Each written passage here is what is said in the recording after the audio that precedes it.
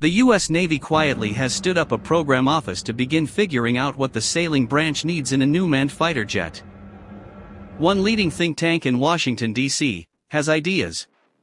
Whatever the Navy buys to replace today's F-14EF Super Hornet, it should emphasize range and speed, with low observability being a secondary concern. In other words, it need not be a stealth fighter. Not as long as it can fly far and fast while carrying a useful payload.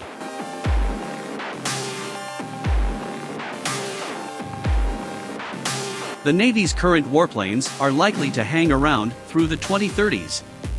The fleet's 9 carrier air wings at present possess around 70 planes each, 44 F-A-18EFS, 5 EA-18G jamming planes, 5 E-2 radar planes, a pair of C-2 transports, and around 19 H-60 helicopters.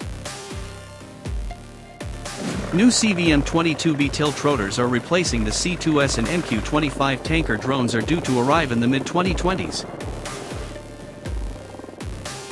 A single squadron of around 10 F-35C stealth fighters eventually will replace one unit of Super Hornet in each wing. The Navy wants the new next-generation air dominance plane, or FAXX, to be ready in time to replenish the remaining Super Hornet squadrons once the newer F-A-18EFS start wearing out in the 2030s. To that end, Naval Air Systems Command this year established the NG-80 office. The program it oversees could end up spending nearly $70 billion through the 2050s to buy potentially hundreds of new fighters. Today there are around 600 F-A-18s in the Navy inventory.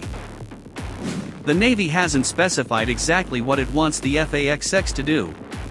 But the Center for Strategic and Budgetary Assessments in Washington, D.C., has ideas. The fleet will require carrier-based aircraft with the ability to intercept enemy aircraft or cruise missiles and engage them with either air-to-air missiles or directed energy weapons. Drones that can loiter for long periods of time, waiting for enemy forces to fly into their sensor and weapons range, could handle some counter-air missions. But 2 missions probably require a fast, manned fighter self-escort and offensive counter-air. CSBA assumes that defeating numerically superior Chinese or Russian forces will require Navy warplanes to employ large numbers of munitions. To achieve larger salvos, attack aircraft will need to approach targets more closely where they can use smaller, shorter-range weapons.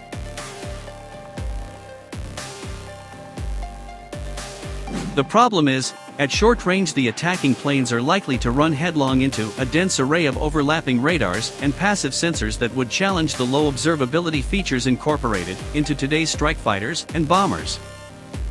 In other words, emphasizing stealth at the expense of other qualities probably is a bad idea. Instead, the Navy's new fighter should be fast and maneuverable while also possessing a combat radius that's sufficient to keep the carrier beyond the range of the deadliest enemy anti-ship weapons. 1,000 miles or so seems to be the consensus. That's 400 miles farther than an F-A-18 or F-35 can travel with a useful weapons load and moderate refueling support.